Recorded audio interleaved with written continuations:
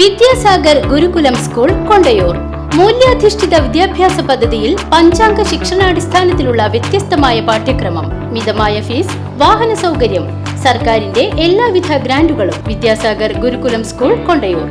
Vadakkanchery Enkakkad നിദർശന art റെസിഡൻസിയിൽ നടന്നുവരുന്ന കുട്ടിപ്പട്ടാളം അവധിക്കാല camp ശ്രദ്ധേയമാകുന്നു. 2 ദിവസങ്ങളിലായി നടക്കുന്ന നാടക കളരിക്ക് നാടക പ്രവർത്തകനായ ES സുനീഷാണ് നേതൃത്വം നൽകുന്നത്.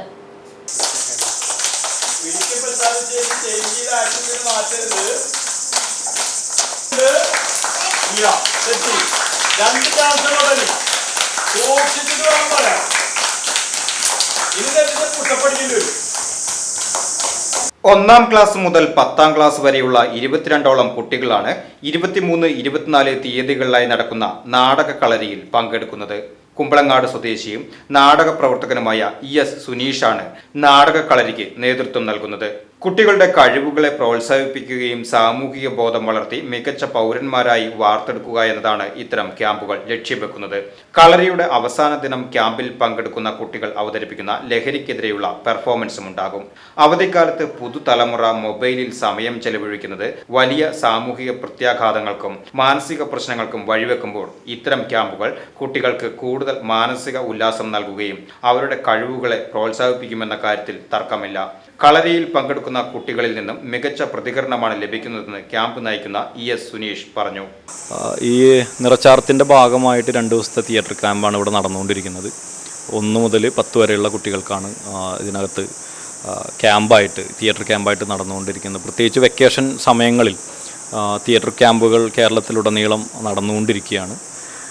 ഒരു പാരലൽ എഡ്യൂക്കേഷൻ എന്ന് പറയുന്ന ഒരു സംവിധാനത്തിനെയാണ് ഇത് സത്യത്തിൽ മുന്നോട്ട് വയ്ക്കുന്നത്.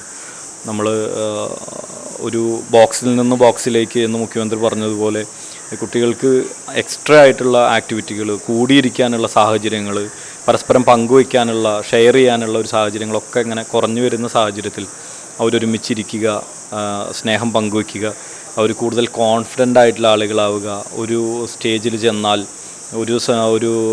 ഒരു ഓഡിയൻസിനെ അഭിമുഖീകരിക്കുന്ന സമയത്തുണ്ടാവുന്ന പ്രശ്നങ്ങൾ, ഇതിനൊക്കെ മറികടക്കുക, കൂടുതൽ ശ്രദ്ധയുള്ള, സമൂഹത്തിൽ നന്നായി ഇടപെടുന്ന, കുറച്ച് പുരോഗമനപരമായിട്ടുള്ള കാര്യങ്ങൾ മുന്നോട്ട് വയ്ക്കുന്ന കുട്ടികളായി, നല്ല തെളിച്ചമുള്ള കുട്ടികളായിട്ട് മാറുക എന്നൊക്കെയുള്ള ഉദ്ദേശത്തോടു കൂടിയിട്ടാണ് ഈ ക്യാമ്പ് നമ്മൾ സംഘടിപ്പിച്ചിട്ടുള്ളത്.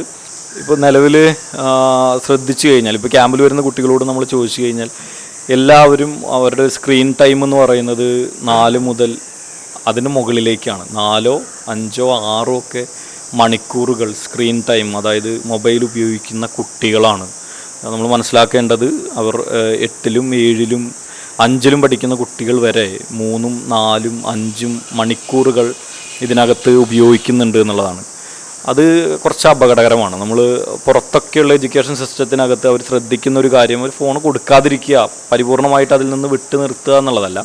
ടെക്നോളജിയൊക്കെയായി ബന്ധപ്പെട്ട് അവർ അത് മുന്നോട്ട് കൊണ്ടുപോകുന്നുണ്ട്. പക്ഷേ ആ സ്ക്രീനിൻ്റെ ടൈമും അവർ കാണേണ്ട കണ്ടൻറ്റും വളരെ കൃത്യമായിട്ട് അവർ അത് മനസ്സിലാക്കി ശ്രദ്ധിച്ച് അവരുടെയും കൂടെ ഒരു കണക്ഷൻ ഇതിനകത്ത് നിലനിർത്തിക്കൊണ്ടാണ് ഓരോ പാരൻസും അത് പുറത്ത് ചെയ്തുകൊണ്ടിരിക്കുന്നത്. ഇത് 3ാം തവണയാണ് നിദർശന ആർട്ട് ഗാലറിയിൽ നാടക കളരി സംഘടിപ്പിക്കുന്നത്. ഏപ്രിൽ 25-ന് സയൻസ് മാജിക്കും ഏപ്രിൽ 26, 27 തീയതികളിൽ ചിത്രകലാ ശില്പശാലയും സംഘടിപ്പിക്കുന്നുണ്ട്. VCV news, Enkakkad.